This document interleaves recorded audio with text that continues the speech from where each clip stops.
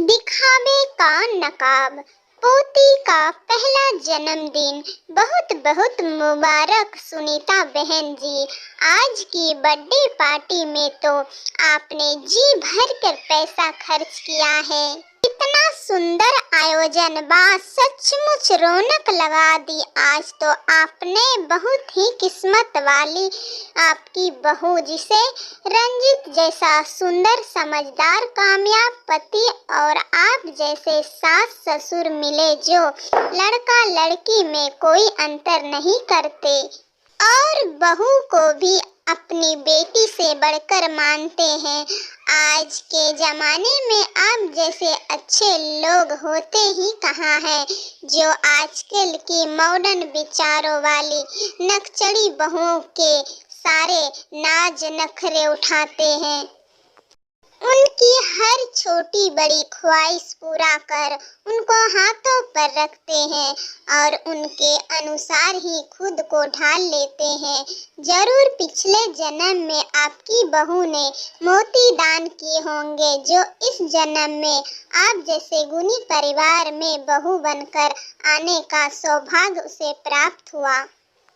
और फिर आप लोग अनोखी पोती का नाम को भी तो अपने जिगर का टुकड़ा समझ कितना नाजों से पालते हैं।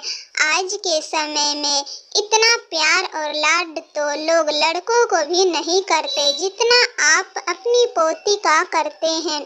सच में धन्य हैं आप लोग। काश की सभी लड़कियों को विवाह के पश्चात आप जैसा भरा पूरा सौभाग्य और संस्कारी परिवार ही मिले तो धरती किसी स्वर्ग से कम नहीं रहेगी। परंतु आज की नई पीढ़ी की बहुओं को कहाँ ये संस्कार की बात पल्ले पड़ती है। उनको तो हर बात में हंसकर सिर्फ खुद ही साबित करना होता है। सास ससुर चाहे बहू के लिए कितना भी अच्छा सोच कर ले, या तक कि इसके लिए अपना स्वाभिमान तक भूल जाए, परंतु फिर भी उसे उसमें कमी ही नजर आती है। उन्हें सिवाय पति को अपने काबू में रखने के किसी और चीज से कोई मतलब नहीं होता। सास ससुर तो आज की बहुओं को फूटी आंख नहीं भाते हैं। इस बार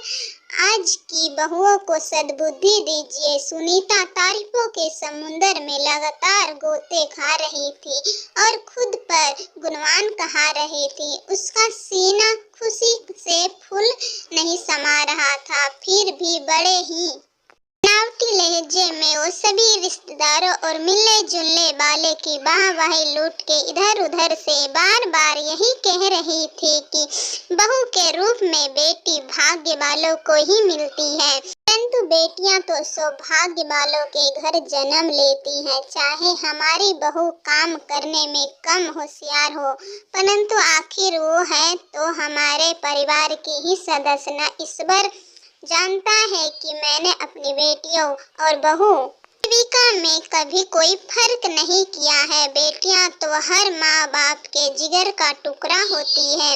घर के सभी लोग और मेहमान सुनीता और उसके परिवार की तारीफ करते नहीं थक रहे थे और बर्थडे पार्टी का जमकर आनंद ले रहे थे, सिवाय शिविका के, जिसका पार्टी में बिल्कुल भी मन नहीं लग रहा था। मानो अंदर ही अंदर रो रही थी और लगातार भगवान से प्रार्थना कर रही थी कि आज की ये रात कभी खत्म ही ना हो। वह 3 माह के गर्भ से थी और मन ही मन बहुत घबराई हुई थी, क्योंकि अगली सुबह उसकी गायनोकोलॉजिस्ट के साथ अपॉइंटमेंट थी। दुनिया के सामने अच्छे बनने का भरपूर दिखावा करने वाली, भला मानसी का नकाब पहनने वाली उसकी सास सुनीता जी और दब्बू पति रंजीत को जबरन गर्भपात के लिए डॉक्टर के पास ले जाने वाले थे। शिविका की कोख में फिर से एक कन्या जो पल रही थी।